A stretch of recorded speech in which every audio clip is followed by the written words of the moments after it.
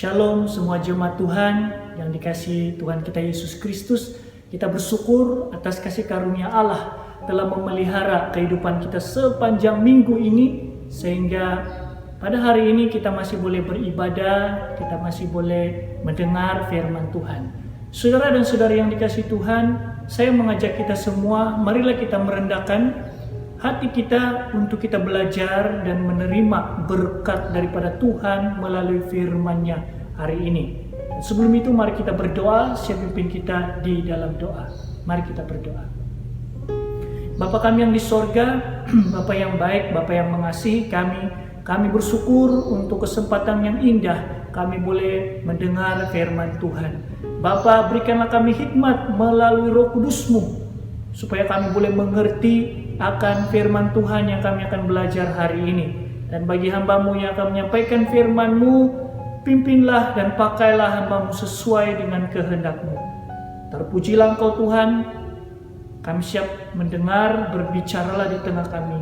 Demi nama Yesus Kristus kami sudah berdoa. Amin.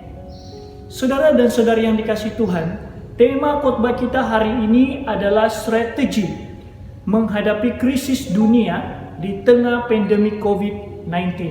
Strategi menghadapi krisis dunia di tengah pandemi COVID-19 yang didasari daripada pembacaan Lukas pasalnya yang ke-14 ayat 28 hingga 32. Saya baca di sini. Lukas pasal yang ke-14 ayat 28 hingga 32.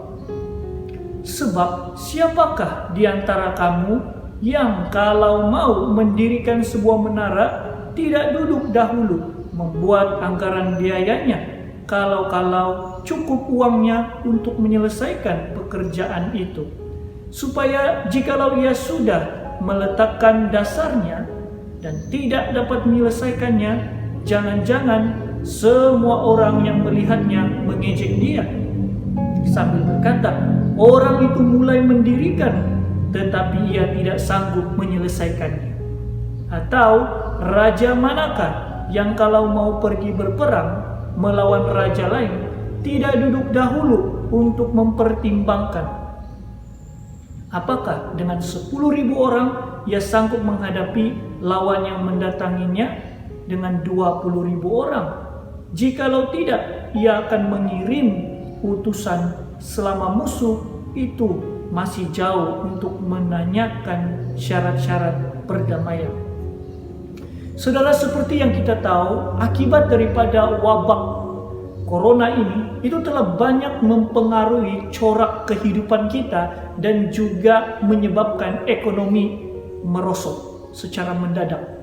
Ramai orang yang ekonominya itu terjejas dan kita tidak tahu bilakah wabak ini akan berakhir.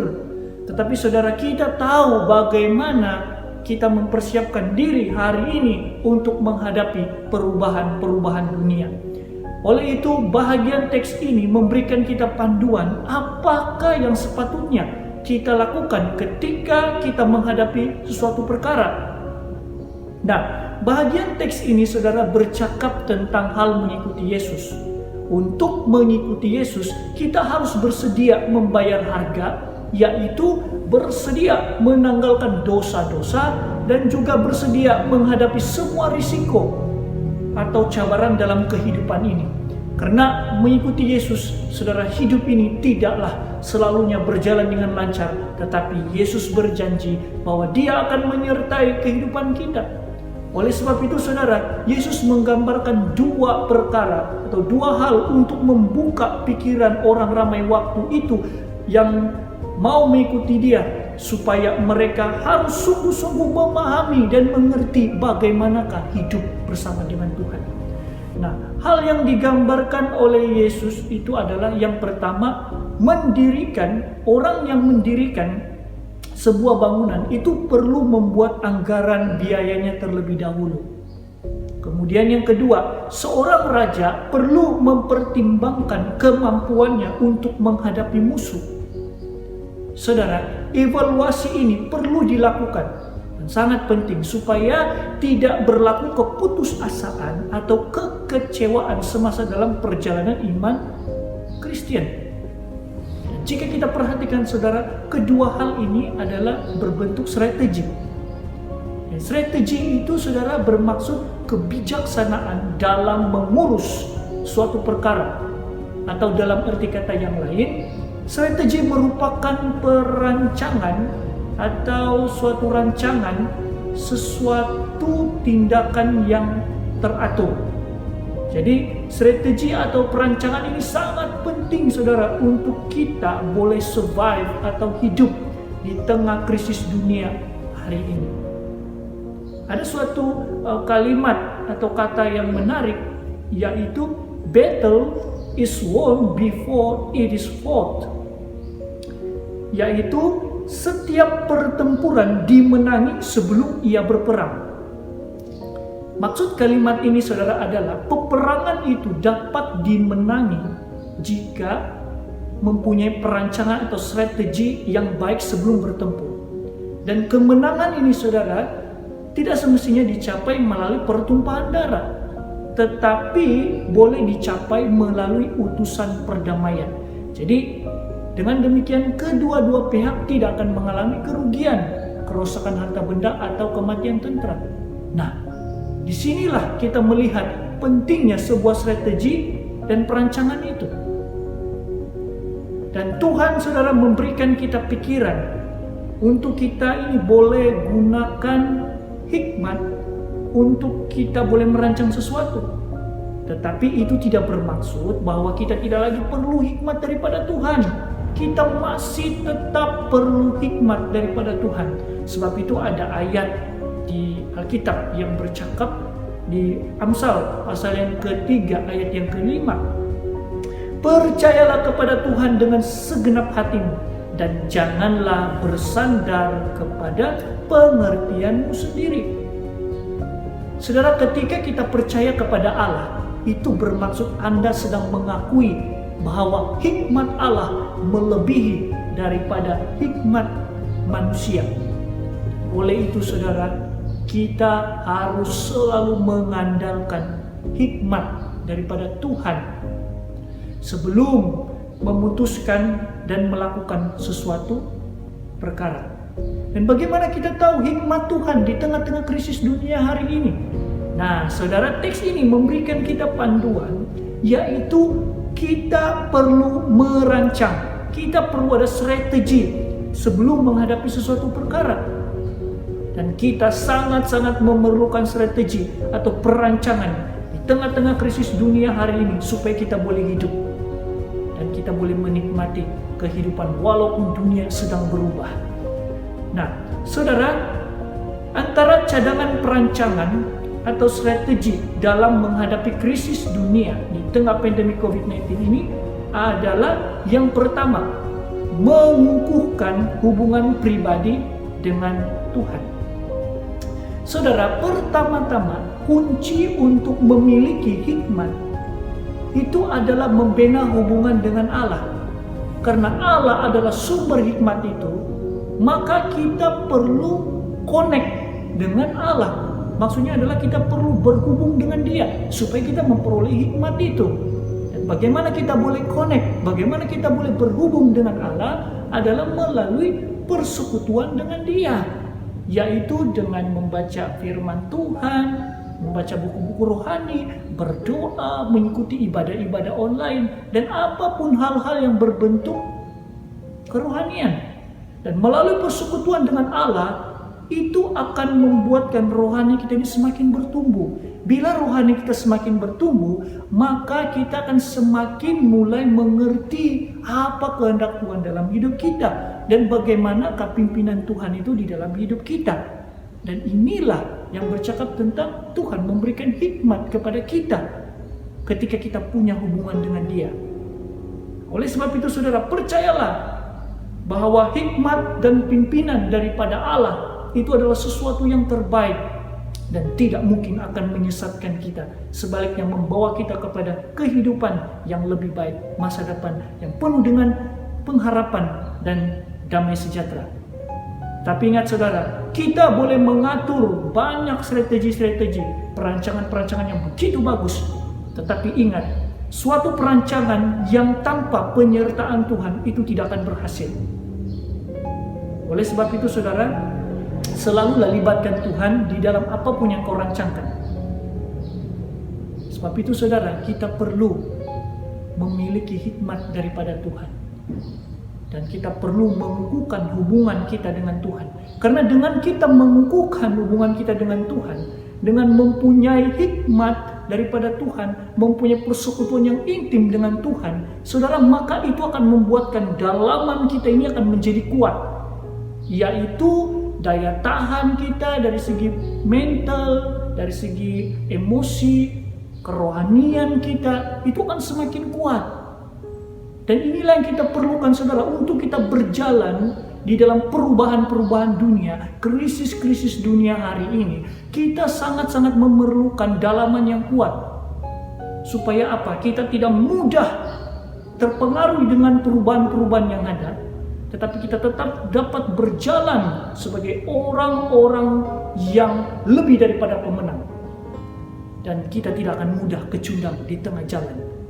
Sebab itu saudara, hal yang pertama yang paling penting, strategi yang kita perlu bangunkan untuk kita berjalan di dalam krisis dunia hari ini, itu adalah mengukuhkan hubungan pribadi dengan Tuhan. Karena dialah sumber hidup itu, dialah sumber hikmat itu, dialah sumber kekuatan itu, dialah sumber penghiburan itu. Dan yang kedua saudara, strategi yang kedua adalah menabung.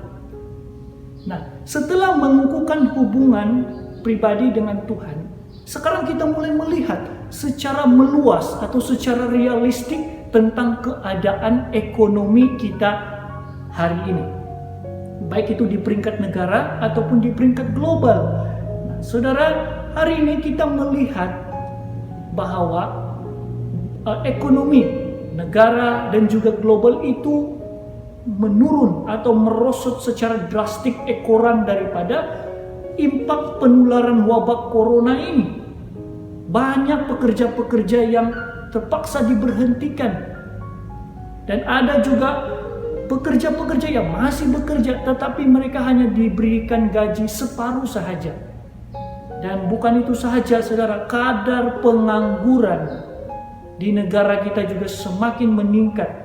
Dan menurut Jabatan Perangkaan Malaysia, kadar pengangguran itu akan meningkat sehingga 860.000 orang yang menganggur karena peluang pekerjaan yang sangat-sangat terhad. Oleh sebab itu saudara, strategi yang berhikmat pada masa kini adalah menabung atau membuat simpanan. Jika Anda mempunyai uang hari ini saudara, mulailah menabung, biarpun sedikit. Tetapi sekurang-kurangnya Anda sudah mulai membuat simpanan sedikit-sedikit. Keadaan ekonomi hari ini saudara itu tidak lagi sama seperti yang sudah-sudah. Jika Anda tidak menabung mulai dari hari ini, maka Anda akan menghadapi masalah hidup di masa depan. Siapa sangka saudara, tiba-tiba kita dikejutkan dengan wabak corona ini. Semua berubah dan mengakibatkan kejatuhan ekonomi yang sangat drastik dan sangat kritikal. Di masa depan saudara, kita tidak tahu apa lagi yang akan berlaku. Oleh sebab itu, hari ini kita sudah perlu mulai menabung, mulai mempersiapkan, mengumpul sesuatu untuk menjadi bekal kita hidup di masa sekarang dan akan datang. Dan oleh sebab itu saudara, hari ini keadaan dunia hari ini mengajarkan kita supaya kita sediakan payung sebelum hujan. Jika Anda sudah mulai menabung, itu terbaik dan teruskan. Tetapi bagi Anda yang masih belum mulai, saudara, saya menggesahkan Anda supaya jangan berlambat-lambat, tetapi mulailah menabung selagi Anda masih punya uang. Walaupun itu sedikit, tetapi itu akan lama-lama menjadi bukit. Dan ingat, hal ini tidak boleh dipandang remeh, tetapi ini harus dipandang dengan serius. Dan hal yang ketiga adalah strategi yang ketiga adalah berjimat cermat. Saudara, setelah menabung, strategi yang berikutnya adalah berjimat cermat. Saudara, masa-masa sekarang bukannya waktunya untuk membazir uang. Jangan berpikir bahwa inilah masanya untuk balas dendam karena lama sudah terkurung dari PKP sehingga PKPB. Sudah lama terkurung, mau hampir 3 bulan sudah. Nah, jadi inilah masanya untuk aku keluar shopping, berpoya-poya dan berbelanja sepuas hatiku. Saudara, jangan kita jadi seperti itu. Tunggu dulu, jangan terlalu selesa dengan keadaan hari ini. Hari ini saudara, masanya untuk kita hidup berjimat cermat dan mengubah gaya hidup kita. Oleh sebab itu, belilah barang-barang yang hanya menjadi keperluan saja. Yang menjadi kehendakmu, itu tangguhkan dulu saudara. Oke, kalau sebelum ini kita suka beli barang-barang yang mahal, hari ini saudara kenapa tidak kita coba mempertimbangkan harga-harga barang-barang yang sederhana tetapi kualitinya begitu baik dan berpatutan dengan harga. Ubah gaya hidup saudara. Harus kita berjimat cermat hari ini. Dan jika Anda masak, masaklah dengan ala kadar yang secukupnya dan jangan membazir. Dan hiduplah saudara dengan sederhana untuk kebaikan masa sekarang dan masa akan datang. Selain itu saudara, kita juga perlu ada kawalan penggunaan keuangan yang baik. Bagaimana itu saudara? Kita perlu membuat anggaran perbelanjaan. Jadi kita perlu selalu tinjau pengeluaran dan kemasukan keuangan kita supaya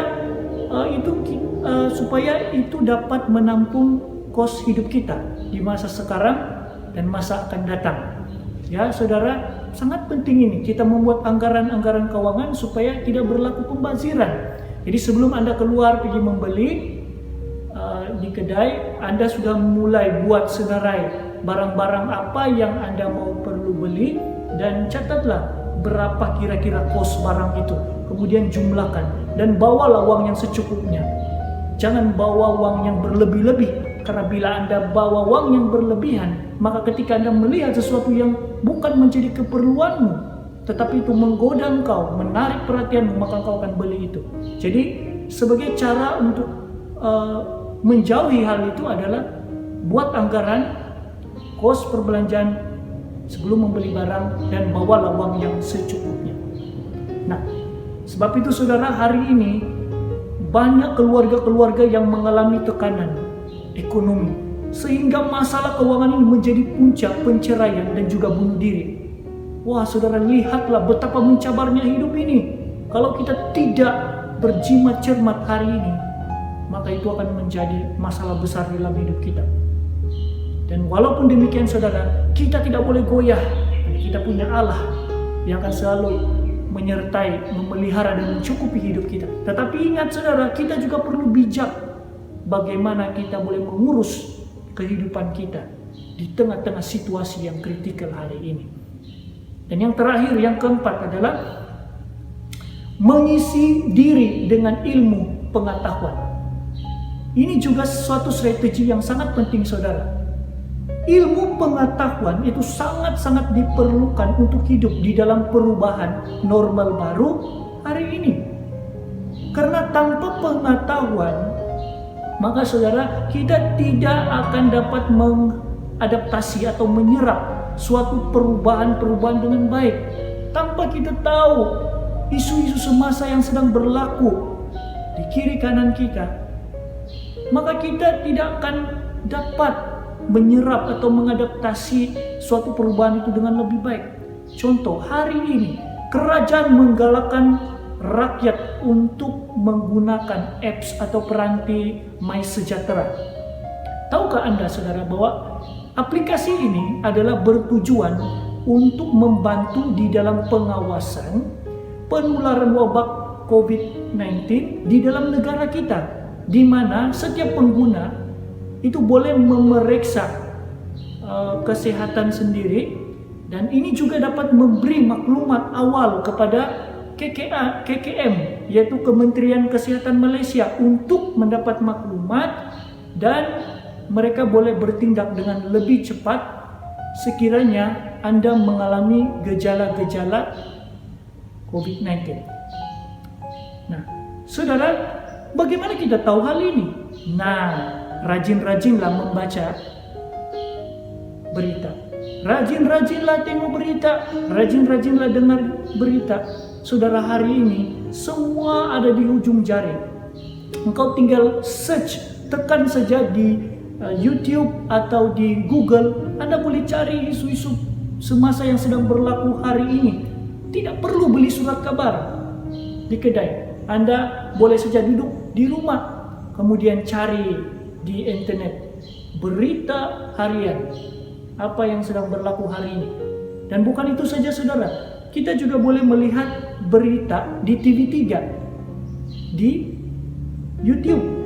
Nah, ini sangat memudahkan kita, saudara, dan sangat menjimatkan kos. Bagi Anda yang tiada TV, itu bukan lagi menjadi alasan untuk Anda berkata bahwa saya tidak dapat tengok berita.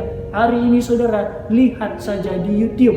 Anda boleh cari Buletin TV3, berita setiap jam 8 dan jam-jam yang berikutnya yang telah ditetapkan. Nah, saudara, hal ini sangat memudahkan kita. Semua perkara hari ini kita boleh belajar dari internet.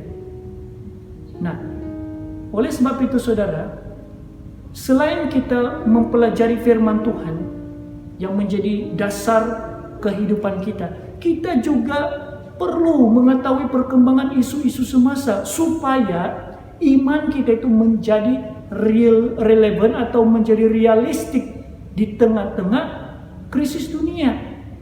Bagaimana iman kita ini menjadi realistik dan berhikmat jika kita tidak tahu perkembangan atau perubahan-perubahan yang sedang berlaku di dalam keadaan yang sebenar. Nah, sebab itu, saudara, tidak heran ada ramai orang Kristen yang beriman secara membabi buta. Kenapa? Karena mereka tidak tahu dengan sebaiknya perkembangan-perkembangan isu-isu semasa yang sedang berlaku. Contohnya, penularan virus ini. Ada orang yang berpikir, saya orang yang percaya. Saya percaya Tuhan, Tuhan melindungi saya, maka saya tidak akan mungkin dijangkiti oleh virus ini.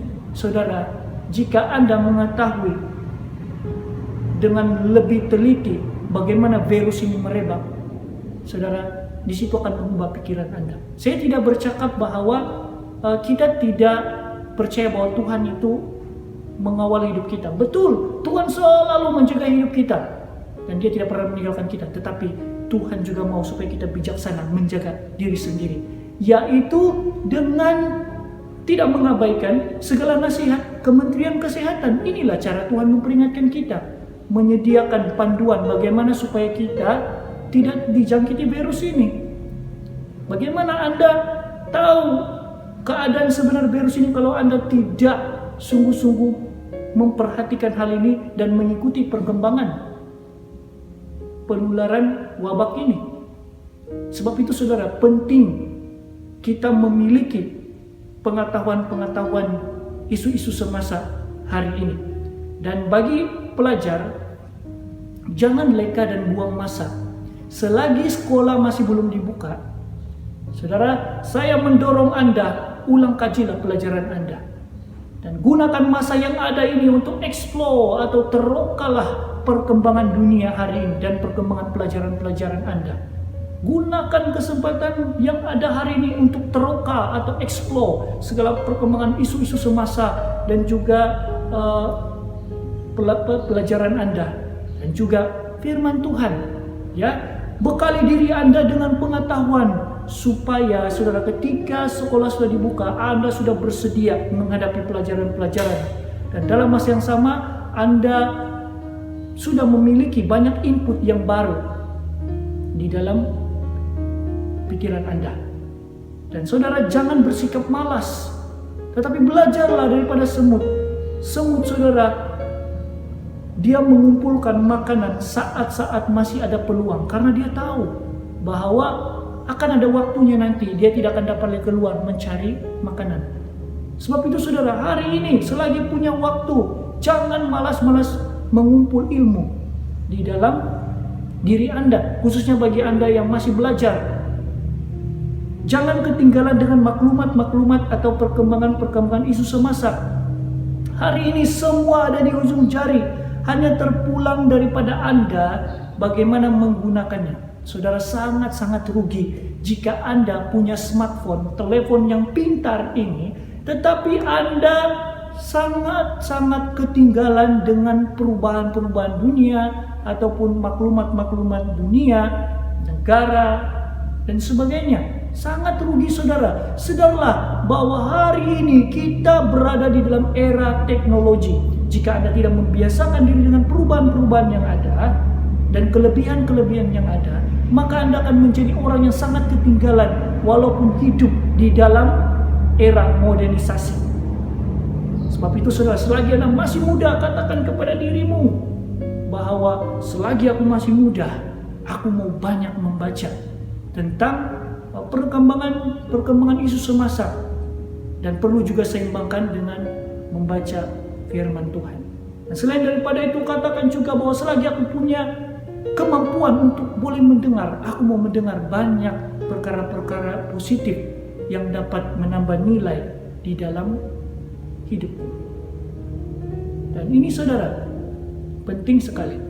Oleh sebab itu, marilah kita peka akan isu-isu semasa yang sedang berlaku hari ini. Jangan kita menjadi orang yang ketinggalan. Saudara dan saudari yang dikasihi Tuhan, semoga cadangan strategi ini, yaitu mengukuhkan hubungan pribadi dengan Tuhan, menabung, berjimat cermat, dan mengisi diri dengan ilmu pengetahuan, ini dapat menolong kita semua untuk hidup dalam krisis dunia di tengah pandemi COVID-19. Semoga Tuhan menolong kita. Mari kita berdoa. Bapa kami yang di sorga, Bapa yang baik, Bapa yang mengasihi kami. Terima kasih Tuhan untuk firman-Mu hari ini yang memberikan kami beberapa panduan, strategi bagaimana kami boleh survive, bagaimana kami boleh hidup di tengah-tengah krisis dunia hari ini. Tuhan, tolonglah kami supaya kami boleh mengaplikasikan strategi ini agar kami juga selalu mengandalkan Tuhan di dalam perancangan-perancangan yang kami lakukan, agar kami berjalan di dalam jalur kehendak dan rancangan Tuhan. Bapak, kami percaya bahwa Tuhan tidak pernah meninggalkan kami. Tuhan selalu ada di dalam kehidupan kami. Berikanlah kami iman untuk terus kuat, tetap bersemangat mengikuti Tuhan dan berjuang di tengah krisis dunia hari ini. Terpujilah Engkau Tuhan. Terima kasih firman-Mu. Demi nama Yesus Kristus kami sudah berdoa.